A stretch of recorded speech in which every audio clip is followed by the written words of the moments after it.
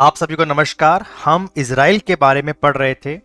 इससे पहले हमने इज़राइल को जो जाना, उसमें हमने देखा कि किस प्रकार से इज़राइल के अंदर जो आज का इज़राइल है, जो उस जमाने में सदियों पहले जो अब्राहमिक रिलीजन था, जब उसकी शुरुआत होती है, उस समय उस धर्म में कितनी समस्याएं आई। जो यहूदी धर्म था, इस्लाम और क्रिश्चियनिटी, उनमें समानताएं क्या थी और क्या क्या प्रॉब्लम्स आई। आज जो हम पढ़ेंगे वो समझेंगे जो इज़राइल है, वो जो पिछले जो 100 वर्ष हैं इज़राइल के, उसके बनने से पहले 1948 में जब इज़राइल बना, उससे पहले के जो 100 साल हैं, वो किस तरीके से आज के इज़राइल को बनाने में मदद करता है। तो ये हमारा पार्ट 2 है अपनी सीरीज का। आइए समझते हैं।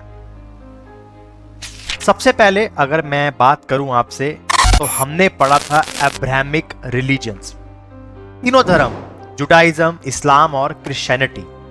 इसमें बहुत सी समानताएं थी और इसके अंदर बहुत सी समस्याएं थी। हमने यहां तक देखा कि यहूदी जो धर्म था, उसको अपनी जगह छोड़ के जानी पड़ी।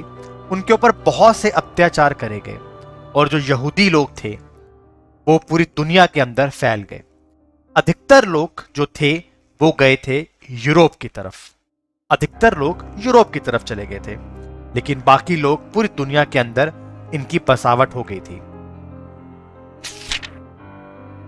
अब हम पढ़ते हैं एंटी सेमिटिज्म क्या होता है। सारी दुनिया, खास करके जो यूरोप है, वहां पर यहूदियों को बहुत ही एक नीच भावना से देखा जाता था।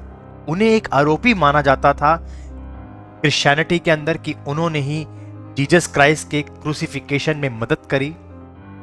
इस्लाम में भी उनको ठीक से नहीं देखा जाता था। चाहे मिडल ईस्ट हो, चाहे जो अरब के देश हो, चाहे यूरोप हो, सभी देश यहूदियों को अच्छी भावना से नहीं देखते थे और इसी भावना को कहा गया एंटी सेमिटिज्म। सारी दुनिया, खास करके यूरोप में, यहूदियों को एक ऐसी विचारधारा के नीचे दबे रहना पड़ा जिसमें लोग उनसे नफरत करते थे। इस भावना को हमने क्या कहा? एंटी सेमिटिज्म या यहूदी विरोधी भावना।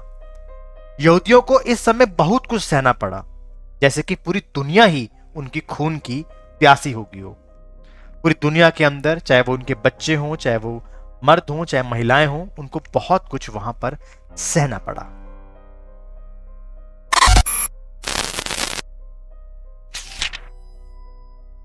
उसके बाद जो अगला मूवमेंट आता है वो आता है जियोनिज्म मूवमेंट। अब इसमें क्या था? जैसे कि मैंने आपको बताया कि यहूदियों के ऊपर कई वर्षों से, और मैं कहूं तो कई सदियों से, उनके ऊपर जुर्म हो रहे थे और अब उनको ये समझ में आ गया था कि हम टुकड़ों में बटे हुए हैं। हम जिस भी देश में रह रहे हैं वो हमारा अपना देश नहीं है और अब वह यह चाहते थे कि हम अपने लिए एक देश की डिमांड करें। पूरी दुनिया के अंदर जो यहूदी बसे हुए हैं, उन सबको एक कर कर उनका एकीकरण कर कर हम अपने देश की मांग करें। इस मूवमेंट को, जो 19वीं शताब्दी के शुरुआती दौर में चालू हुआ, उसे कहा गया जियोनिज्म। एक देशभक्ति की भावना थी और वह चाहते थे कि जो पैलेस्टाइन, जहां पर आज जो हमारा पैलेस्टाइन है, वहां पर उनका जो होली लैंड है वो उनको मिल जाए। और उसकी जो शुरुआत करने का जो श्रेय जाता है, वो श्रेय जाता है थियोडर हेंजी को, जो फाउंडर रहे मॉडर्न जियोनिस्ट मूवमेंट के, जिन्होंने इस मूवमेंट की शुरुआत करी थी लगभग 1896 में। 1897 से लेकर 1948 तक ये जितना भी टाइम रहा, ये यहूदियों के लिए बहुत ही बुरा समय था। यहूदी अपने जो घर की डिमांड कर रहे थे, उनको एक जगह चाहिए थी पूरी दुनिया के अंदर जहां पर वह एकत्रित हो सके, अपने धर्म को ठीक से चला सकें। फिर आता है बॉल फॉर डिक्लेरेशन। अब ये बॉल फॉर डिक्लेरेशन क्या था? अगर हम बात करें इस समय की, तो इस समय तक दुनिया के अंदर पहले विश्व युद्ध का बिगुल बज चुका था और अब ब्रिटेन को जरूरत थी उन लोगों की जो उनकी मदद कर सकें। और उसके अंदर जो यहूदी थे वो पूरे यूरोप के अंदर अपनी मेहनत से बहुत धन दौलत इकट्ठी कर चुके थे और ब्रिटेन ये चाहता था कि वह उनकी मदद करे तन मन धन से। यहीं पर एक डिक्लेरेशन होता है जिसको कहा गया बॉलफोर्ड डिक्लेरेशन। प्रथम विश्व युद्ध के अंदर ब्रिटेन का एक दुश्मन ऑटोमन एम्पायर भी था। ऑटोमन एम्पायर उस टाइम पे उसी जगह पर राज करता था जो आज का आप इजराइल कह सकते हैं। बहुत से देश थे, उसमें से एक पार्ट आज का इजराइल और पैलेस्टाइन पे था। तो बॉलफोर्ड डिक्लेरेशन हुआ और इस डिक्लेरेशन में यह कहा गया कि अगर हम जीत जाते हैं, अगर ब्रिटेन जीत जाता है और जो कि वो जीता भी, तो वो उनको फिर उनका जो होली लैंड है वो उनको वो प्रोवाइड करेंगे जहां पर यहूदी जो है वहां पर आकर रह सके। विश्व युद्ध खत्म होने के बाद ब्रिटेन जीत तो गया युद्ध, लेकिन उसकी जो अर्थव्यवस्था थी या जो उसकी ताकत थी उसमें कहीं ना कहीं ताकत के अंदर क्या आई, कमी आई।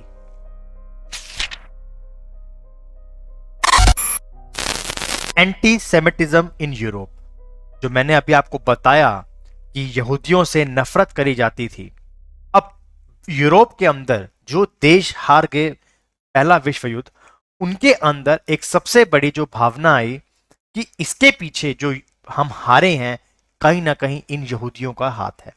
बस यहीं पर क्या हुआ, आधा यूरोप उन यहूदियों के खून का प्यासा हो गया। इस समय तक तो बहुत बुरा हाल था पूरी दुनिया के अंदर यहूदियों को लेकर, और इनसे एक और बुरी चीज होती है, वो होता है हिटलर का राइस। हिटलर का राइस, एडोल्फ हिटलर प्रथम विश्व युद्ध के अंदर एक छोटा सा सैनिक था, उसकी आंखें चली जाती हैं, लेकिन वो सत्ता में आगे जाकर वहां का डिक्टेटर बन जाता है।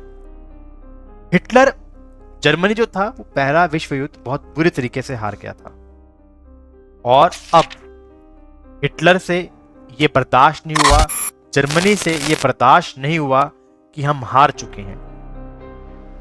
उनको ऐसा लगता था कि हम युद्ध नहीं हारे हैं, हमें आंतरिक तौर पर हम अपने देश के अंदर ही हार गए क्योंकि यहूदियों ने हमारा साथ नहीं दिया। मतलब उन्होंने उनको स्केप गॉड, बलि का बकरा बना दिया, और यहीं से जो जर्मन थे वो खून के प्यासे हो गए, किनके, यहूदियों के।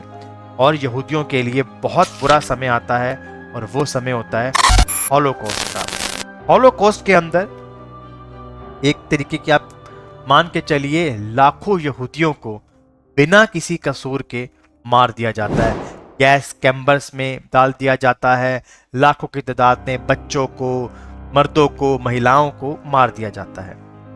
इसको जो नाम दिया गया था, जो कोड वर्ड था, वो था फाइनल सॉल्यूशन, कि ज्यूइश का जो क्वेश्चन है उसको क्या आंसर करा जाए। उनको जवाब ये था कि इनको मर्डर कर दिया जाए, इनको पूरी दुनिया से इनकी रेस को खत्म कर दिया जाए।